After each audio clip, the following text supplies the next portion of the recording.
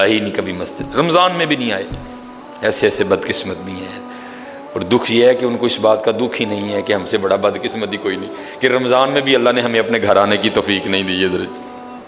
وہ اپنے موبائل پہ، وہ اپنی گھڑی پہ، وہ اپنے تعلقات پہ، وہ کسی سوسائٹی میں اپنا گھر ہونے پہ بڑے خوش ہیں، لیکن ان کو اس بات کا پتہ ہی نہیں کہ اللہ ہم سے اتنا ناراض ہے کہ سب سے مسلمانوں کا خاص الخاص موقع، مسلمانوں کے سب سے خاص ایام، شہر رمضان الذی انزل فیہ القرآن، سب سے مبارک مہینہ مسلمانوں کا، اللہ نے اس میں بھی مجھے اپنے گھر میں آنے کی توفیق نہیں دی. وہ اسی بات پہ خوش ہے کہ میرے پاس آئی فون 13 پرو میکس ہے، وہ اسی بات پہ خوش ہے کہ میرے پاس بڑی قیمتی گاڑی ہے. اور یاد رکھنا پتر، میرے بھائیوں، کاکیوں، سب سے اللہ کا سخت ترین عذاب، حضرت موسیٰ علیہ السلام واز فرما رہے تھے اپنی امت کو، فرمایا اللہ کی نافرمانی نہ کرو نہیں تو تم پہ فلاں فلاں عذاب اترے گا.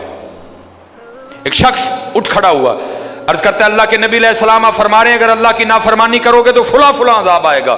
میں تو جیسے جیسے نافرمانی کرتا ہوں اس کی نعمتیں مجھ پہ بڑھتی جاتی ہیں، مال بڑا ہے، بڑھ رہا ہے دن بہ دن، اولاد بڑی ہے، بڑھ رہی ہے دن بہ دن، تو پھر سزا کاہے کی ہوئی؟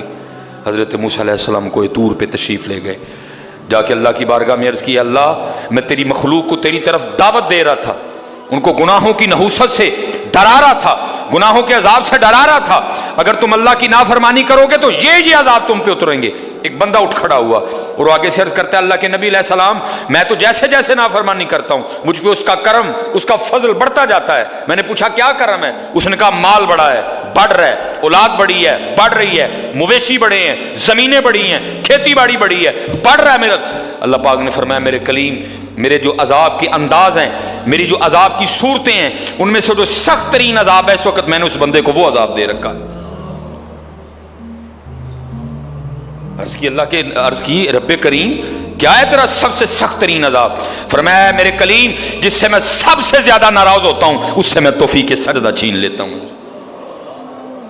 اپنے آئی فون پہ خوش نہ ہو، کسی سوسائٹی میں گھر بنا کے خوش نہ ہو، برانڈ کے کپڑے پہن کے خوش نہ ہو، اصل شانوں والا وہی ہے جس کو توفیق سجدہ ہے.